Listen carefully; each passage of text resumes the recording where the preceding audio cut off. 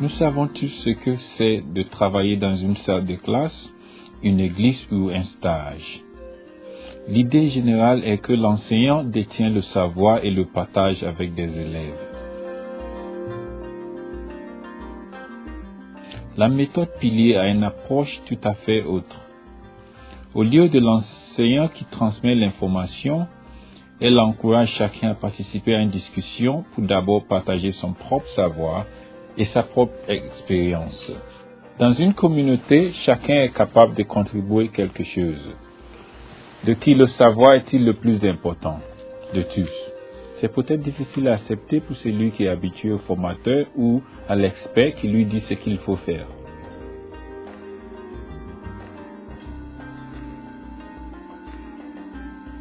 Beaucoup manquent d'assurance pour partager leurs pensées ou leurs expériences parce que pendant des années, on leur a dit qu'ils ne savaient rien.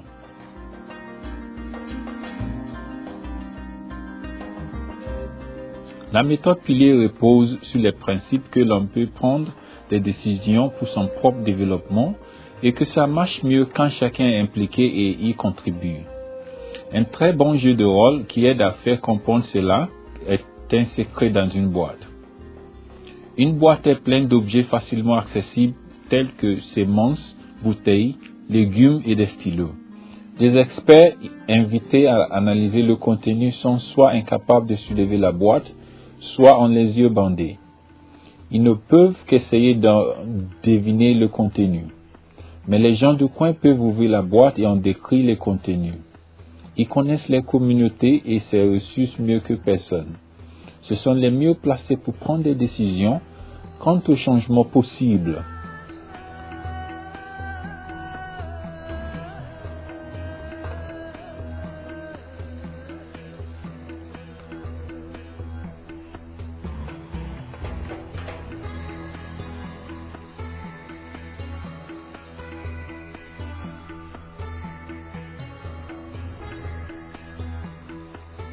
Beaucoup disent qu'ils croient à la participation, mais ils pensent que cela revient simplement à mettre les gens d'accord sur un projet qui est déjà élaboré.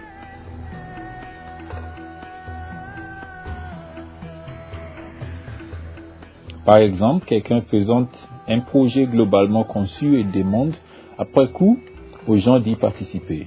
Ceux-ci n'ont rien eu à dire quant à sa finalité, on leur demande seulement d'y participer.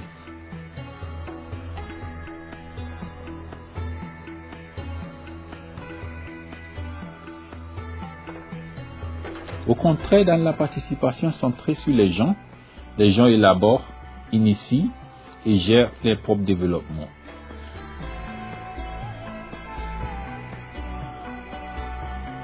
C'est cela l'approche de la méthode Pilier, et c'est cela que Pilier dépend de facilitateurs et non pas d'enseignants ni d'éducateurs. L'idée de prendre le rôle de facilitateur peut faire plus peur que celui d'enseignant. L'enseignement implique plutôt l'apport d'informations à des élèves. De l'autre côté, la facilitation doit faire en sorte que les gens partagent l'information. C'est bien plus imprévisible.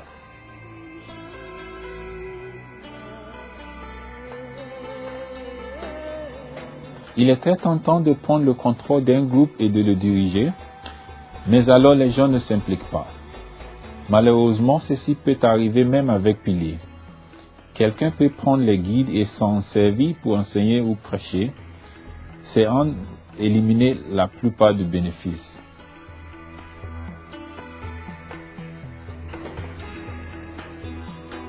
Les sources du savoir et de l'expérience sont nombreuses dans une communauté. Le savoir ne peut couler que dans un sens, comme souvent dans une salle de classe.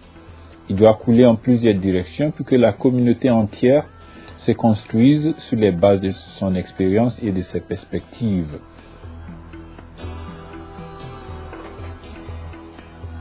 Voilà le rôle du facilitateur. Il ne vient pas de l'extérieur, ce n'est pas un expert. L'idéal est qu'il soit membre du groupe qui se sert des guides.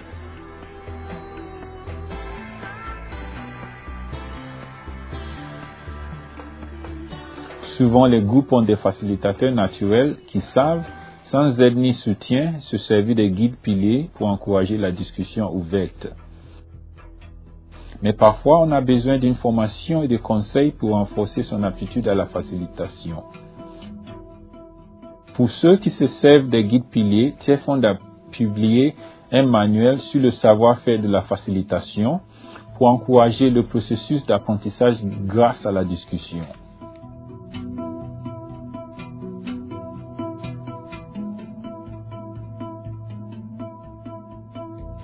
Le manuel peut servir lors de stages de formation éventuels ou être lu individuellement.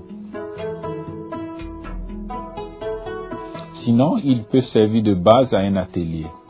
Il est disponible sur papier, en CD-ROM ou par téléchargement à partir du site internet TILS.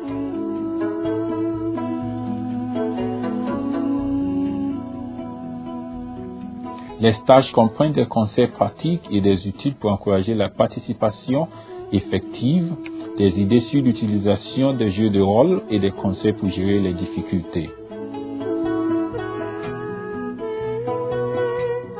Comprendre les obstacles à la participation est un moyen de l'encourager.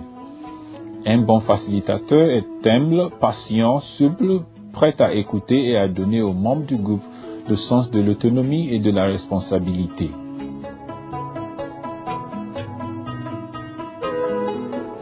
L'adhésion aux règles aide le groupe à travailler ensemble.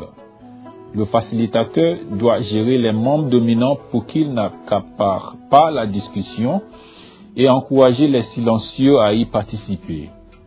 Il doit anticiper les difficultés et les conflits potentiels en aidant le groupe à les gérer ensemble.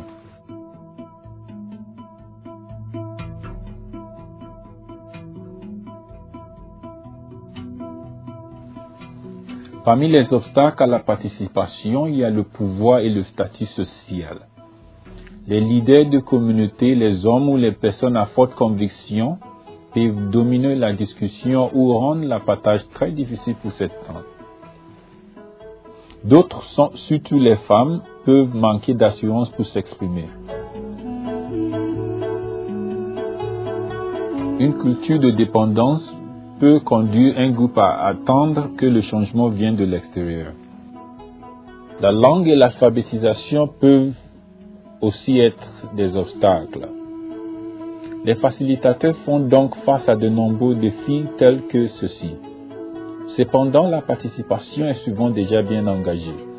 Par exemple, dans les groupes autogérés, les groupes basés sur la foi, l'agriculture, le traitement des œufs, les coopératives et les groupes de crédit et prêts. Ils ne partent donc pas tout de rien, mais construisent sur ce qui existe déjà. Pilier apporte plusieurs outils et des idées pour aider à développer la participation et le savoir-faire de la facilitation.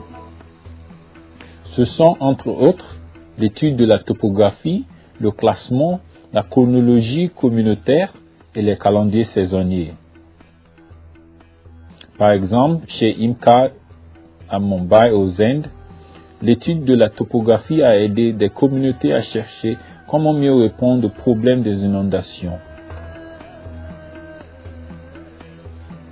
L'église de Misericordis Christos s'est servie d'un calendrier saisonnier avec des groupes de femmes autogérées pour aider les membres à voir leurs besoins dans le domaine de la sécurité alimentaire. Les jeux de rôle sont souvent un moyen efficace pour impliquer les gens. Par exemple, le comité de la langue Yoruba au Nigeria a conçu un jeu de rôle pour montrer l'importance de publier piliers dans les langues. Les gens du coin étaient ravis d'avoir des informations qu'ils pouvaient effectivement lire et comprendre. Il est bien plus facile de participer quand on est détendu et quand on a du plaisir à être ensemble.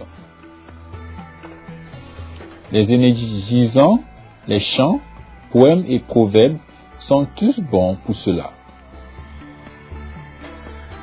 Les énergisants permettent d'entrecouper une longue réunion et de réveiller l'attention du public.